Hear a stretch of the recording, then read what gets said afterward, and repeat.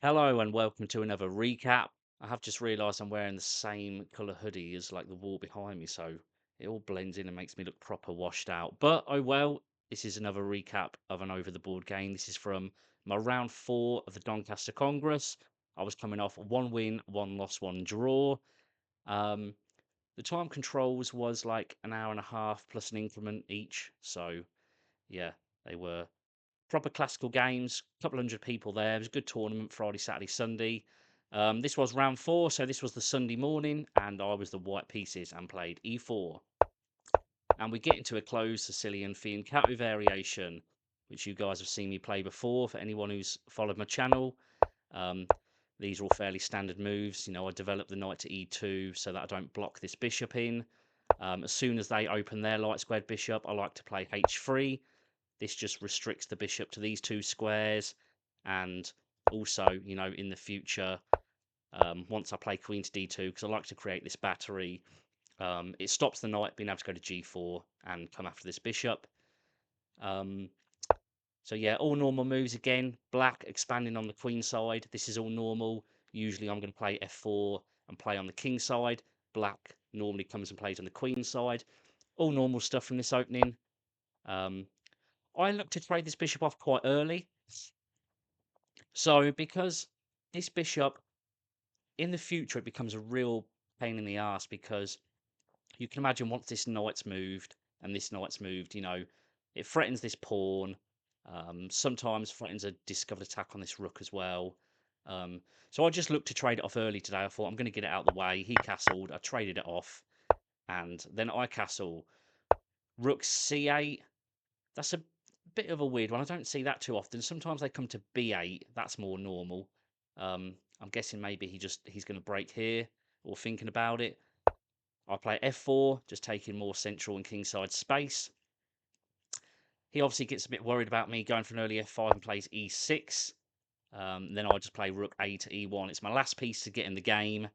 Um, I'm obviously going to play down here, so just getting my rooks involved, get all your pieces involved before before you make a break. Um, Black starts to make his break on the queen side and plays b4. My knight jumps backwards, hasn't got really anywhere else to go. It's not gonna do much on either of these squares. So the idea is to reroute it to e3. He continues to expand on the queen side. The knight comes into e3.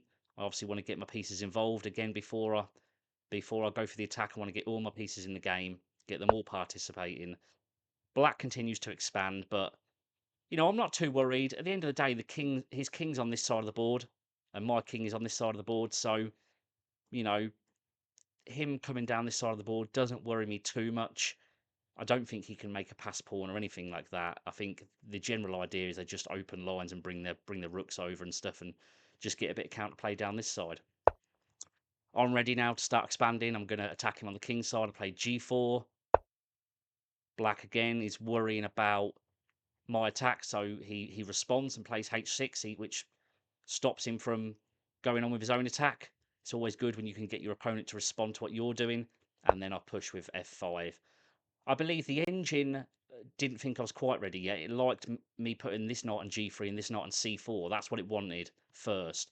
It wanted this knight on g3 and this knight on c4. And I suppose it makes sense. Like I was just saying, you want all your pieces involved before you attack. And these two knights, they look a bit clunky here on top of each other. They're blocking this rook in. I suppose with that one there and that one there, they're kind of, looking over squares on both on this side of the board, in the centre, and even this side of the board. So covering a lot of territory, clearing this rook as well. I suppose that it makes sense, but I pushed anyway with f5. Black closed it down with g5, and then I decide to bring this knight in with g3. Black again, he's getting worried about my attack, so he brings his knight over to help defend and plays knight to e7. And now I knew that the next bit of progress I was going to make was going to be with h4, which is why this was the idea of my next move, which was bishop to h1. The idea is I want to bring the queen over to h2 and play h4, because I'm always scared about sacrificing pawns, like here, especially because it's attacking this knight as well. I know I can go forward and attack his knight, but I'm not quite ready to do that yet. This queen would have to be clear. So I wanted to prepare this move h4. So I played bishop h1, and I want to follow up with this and this to make some progress. I believe the engine liked knight c4 coming after this undefended pawn, and then if the queen came to c7, then I can go h4, because like I just said, by moving this knight here with a tempo on this pawn as well, this queen is now cleared up to this square. So I can go for this pawn sacrifice and go h4, g takes, push on, ignore the fact that I'm being attacked because I attack him. And, if he does take, the queen comes in with a check, and the knight is going to come in, and I think it's going to be checkmate in something like 8 moves. So, yeah, I hadn't seen that. I'm kind of playing a bit of a slower way. I play bishop h1, queen h2. Black then captures, and we get the sequence of events which is what I wanted, which is knight takes with check, knight takes, bishop takes, rook takes. At the time, this is what I wanted. I thought if I can make all these trades and get this rook here, back it up with this other rook, take complete control of this f-file, I'm really happy. But actually, the engine much preferred just taking with the g-pawn. So when he first captures, just take back with the g-pawn instead of the knight. And now I look at it, this makes sense, because you're locking his pieces out of the game. This bishop is locked out from this side of the board. I want to attack here. This is where I want to attack down these 2 files, and wedging this pawn in here, it controls these 2 squares here, which is really good. Locks this bishop out, locks this knight out. So I'm kind of just, locking anything out, and it gives me the freedom to attack on this side of the board. If you ever want to attack on the flank, so if the king's over here or the king's over here, and you want to attack down that flank, you usually always have to lock the center first, because it locks black's pieces out from, or the other opponent's pieces out from being able to come back and defend, but it also prevents their counterplay. Normally, if you're being attacked down the flank, you want to break open the center, because your counterplay is going to come through the center, and that's how you're going to get your pieces in. We always know the center of the board is the most important part of the chessboard. It's because that's the most active way to get pieces involved. Bishops, knights, get them in the center. They can control the entire board from the center. So if you're being attacked down the flank, you open the center, your pieces can then all come to the center. They can then act as defensive pieces to help you defend, whilst also acting as attacking pieces as well. But as you can see here, the center is not locked. You can't call this a locked center, but it's closed at the moment. And that means I'm free to attack down here. So yeah, this capture here would have been really good. But like we say, we've got these captures, which at the time is what I wanted. And Black decides, he's got some pressure down here. He wants to continue playing on this side of the board. I want to bring this rook over here to obviously threaten this knight. But first of all, I just wanted to deal with this. If I bring this rook now, he can open some things up, and I didn't like that. I didn't like him getting some counterplay, so I just pushed on. Now I've got these 2 kind of mobile central pawns that might come and help me in the attack in the future. Black plays queen to b6, just threatening this pawn with a check. So I bring my queen over. This queen on f2 is a real useful move. It's real multi-purpose. It controls this square if I ever want to push h4.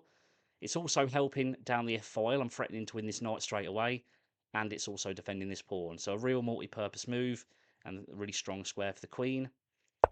The knight obviously has to move out the way with e8, and I know now that he wants to play f6. I triple up on this f-file, and he plays f6, which, makes total sense. He needs to stop me. He's got his king, his rook, and his knight all protecting that pawn. Just shuts me out of doing anything else down this f-file. I believe rather than coming to f1, the engine liked me going for some pawn sacks. So it likes me just going for it. I think it was something like h4, g takes, push on again with g5, and he can't take me because then the rook checks and he's going to get mated. So yeah, I've got my queen. I've got my queen ready to come into this h-file. The rook's ready to swing over. This rook can lift and swing over. So the engine was just like, just go for it. Just go for it with h4, bang. If he takes, then push on again, and he's in massive trouble. So yeah, I wasn't brave enough to do this at the time. I don't like sacking pawns. I'm quite materialistic, which is a bit of an amateurish trait that I need to try and fight against. You should always be ready to sack pawns if you know you've got pieces ready to come in. You should always be looking at it. I think the problem is more the fact that I don't look at it rather than the fact that I'm not willing to. So he played f6 and I just played queen e3. I think at this moment in time, my opponent was getting very low on the clock and I wasn't. So I was just playing some kind of really solid sound moves. You know, this doesn't do a lot. It's just stepping the queen a little bit closer into the center of the board, still defending this. I think it was just helping defend along this file for any pushes. Was threatening this for, I think, if I go h4, I was probably looking at some sacks now. Um, so, and it was more a case of just passing the clock back to my opponent, using the clock as a weapon. You know, he was low on time, and so I was thinking, well, rather than sit here calculating and giving him time to think as well on my move, I'm just going to play some quick, simple, solid moves and just put the clock back onto him. He played rook to c7, and I lifted this rook to f2. Again, same reason. I'm just playing simple moves, just helping defend along the second rank and just passing the clock back to my opponent. My opponent plays king to g6. Can't really see the point in that. But yeah, I was ready to go for it now and I pushed on with e5. My opponent took and I had this nice little tactic. Now he stepped forward with his king. Notice that this rook is undefended.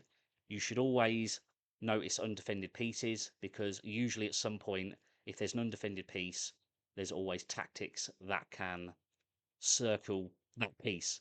You know, it's something you should always look at. Always look at your opponent's undefended pieces and your undefended pieces because usually they're, you know, might not be at that moment, but at some point in the game, there's going to be tactics that involve winning or losing that piece.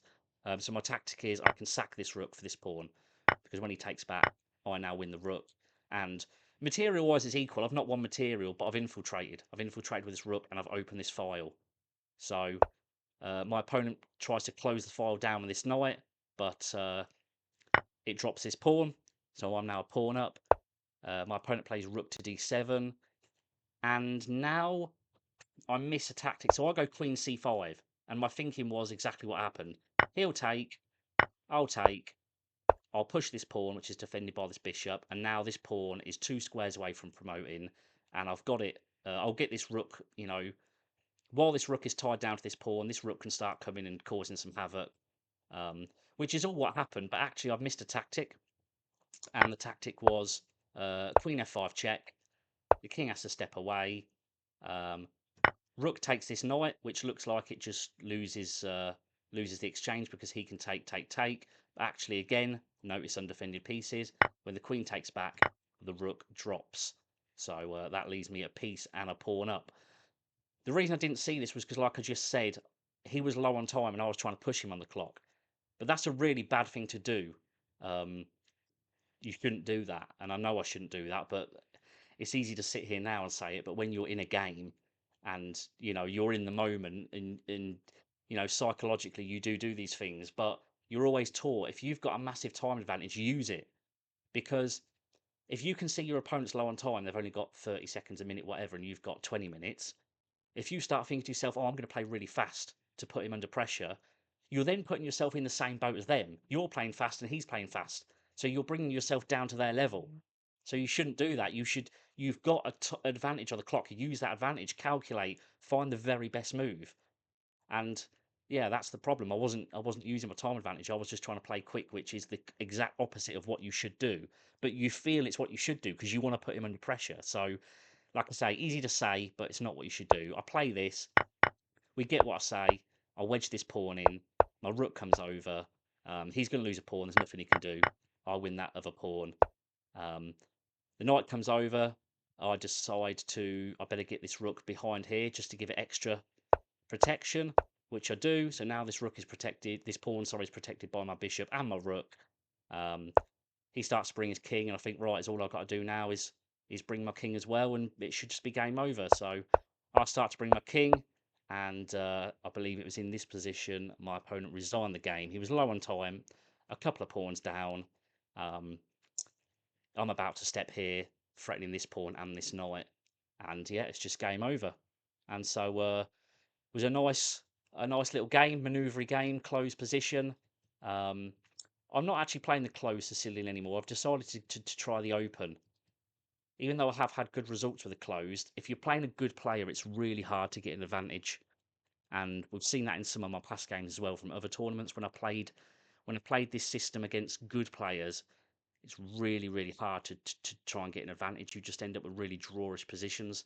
So I'm trying to play more dynamically now with white and black. I'm trying to play openings where it is a bit more open, a bit more dynamic, more tactics and stuff.